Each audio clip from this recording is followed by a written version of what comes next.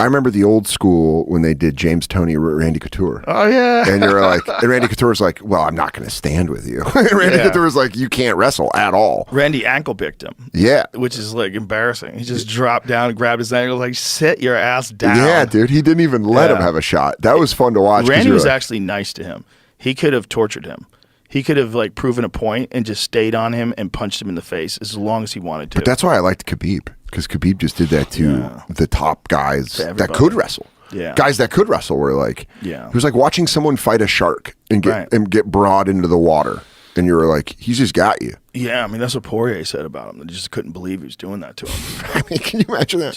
You're just so good that guys at the top level are like, I can't even quit this guy. Getting mauled by this dude. And he's talking to you. And Poirier tried for a guillotine at one point in time and almost had it. Yeah. Yeah, it was pretty tight. Poirier has a nasty guillotine. Was that fight in London, or it was? I think I remember watching. Why do I remember watching it in the afternoon? I do not know. But I remember watching that, and you're like, "Oh, he's got no, he does." Oh, it was Justin Gaethje. Was that the last fight? Gaethje was the last fight with Gaethje. Did he catch Khabib in something? I think he tried something, and then all of a sudden, a triangle or a guillotine.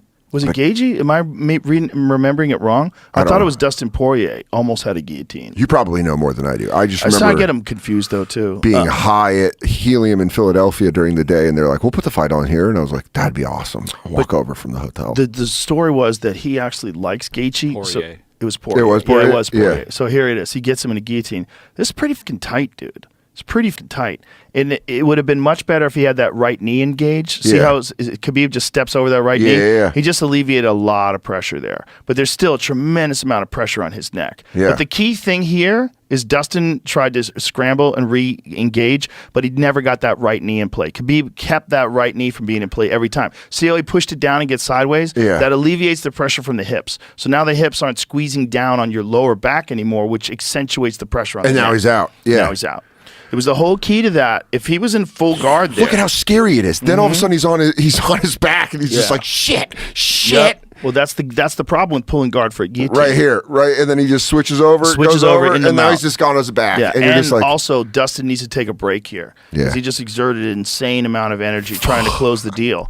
So when you're trying to close the deal on a guillotine, your whole body is involved. Yeah, and you're arcing into it, and and he didn't have the leg, man. And then he's just. He didn't have that leg. If he had that right leg over, and that's why Khabib, that was his number one priority. He wasn't even defending the choke. If you notice, the number one priority is moving over that right leg. Yeah, got over him. Because as soon as someone has a guillotine like Dustin does, and they have two legs, and you're really trapped, it might be night-night. Yeah. It might be night-night. Because they're pulling down on your lower back, and then they're up on your neck and twisting it to the side. I'd be trying to talk. And you can't even get hands involved. You're just Phil. Please leave me alone.